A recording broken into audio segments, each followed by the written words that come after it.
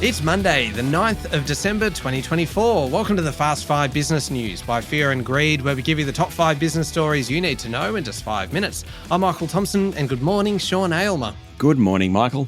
Sean, we've got 5 big stories to get through this morning in just 5 minutes, so let's get cracking. Story number 1, the Australian dollar has tumbled to under 64 US cents. That is an 8-month low, as economists say that the Reserve Bank this week could indicate that it is thinking about cutting rates. Not a great time to travel overseas, especially if you're heading to the US. The Aussie dollar fell under 64 US cents, as you mentioned, over the weekend. It's under pressure against other currencies, as well as it buys about 60 euros, 50 pence. A few reasons why the currency is as weak as it is at the moment. Demand for Aussie dollars isn't strong. Many countries and big companies just don't want commodities like iron ore like they used to, China being one of those countries. The weak economic growth figures for the September quarter released last week has also put pressure on the currency. Bunch of experts reckon it could go further, particularly if Donald Trump imposes tariffs on imports. Commonwealth Bank, for example, thinks the Aussie dollar will head towards 60 US cents next year. Bad if you're going overseas, but actually good for local exporters and the economy more generally because it makes Australian goods cheaper overseas. Yeah, we mentioned the Reserve Bank, Sean. The board meets today and tomorrow, but no good news expected on rates?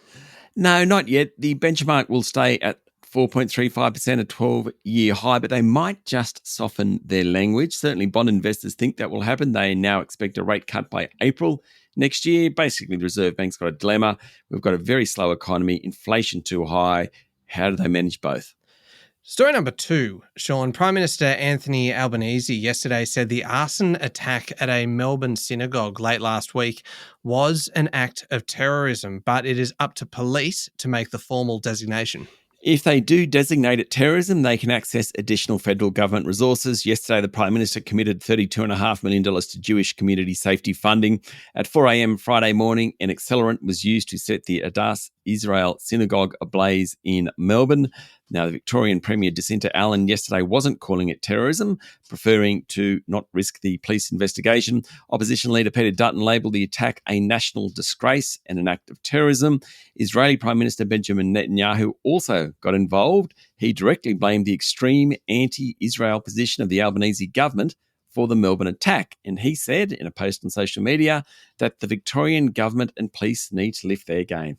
Story number 3, the just completed spring selling season was less successful than a year ago, with overall sales volumes down and a rise in the time taken to sell a home. Across the country, there was a big disparity. Sydney volumes were down 15% compared to the 5-year average. Adelaide was up 16%. Across the country's volumes were down 4%.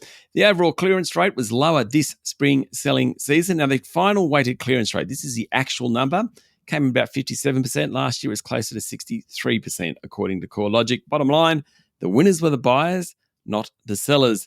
Other notables during the spring selling season, the more affordable end of the market saw highest price growth, while the upper price bracket in cities like Sydney and Melbourne went backwards. Of course, we had an auction week last week, Michael.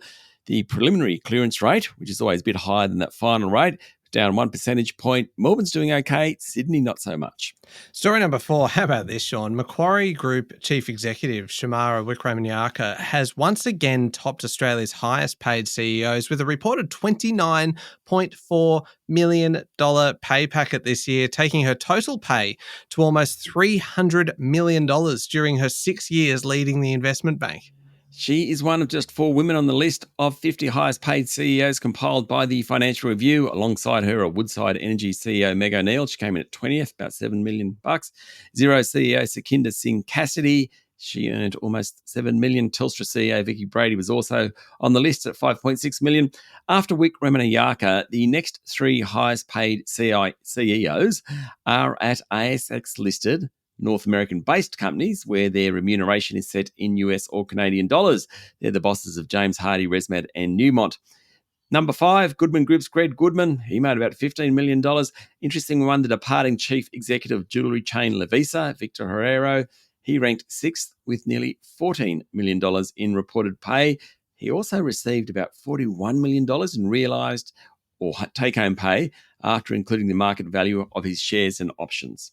Last one, story number 5, the world's most visited church, the iconic Notre-Dame Cathedral in Paris, has reopened to the public overnight, having been restored to almost exactly its form before a devastating fire back in 2019. It's been one of history's more remarkable restorations of the Gothic masterpiece, even if the new parts of the cathedral mean it's lost a touch of its old feeling. In 2019, Notre Dame's spire crashed down in flames. The rebuild is faithful to the pre-fire self, according to media reports, following a huge united effort by the French. Within hours of the fire, luxury goods billionaire Francois Pinault and his family promised 100 million euros for the reconstruction. Not to be outdone, LVMH founder and industry rival Bernard Arnault offered $200 million.